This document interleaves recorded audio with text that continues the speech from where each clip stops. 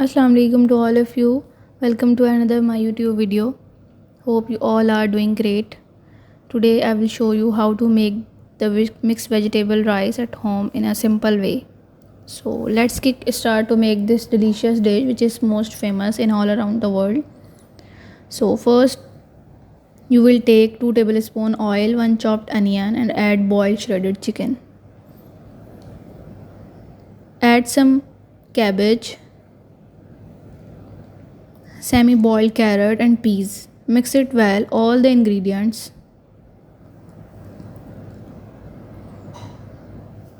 Add 1 tomato paste.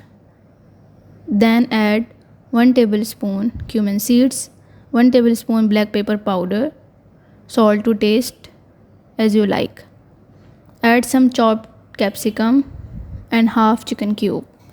Cook on medium flame for 10 minutes.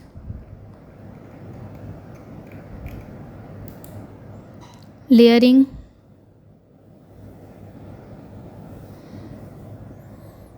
boiled rice in a stew pot, then add your gravy at the top of rice.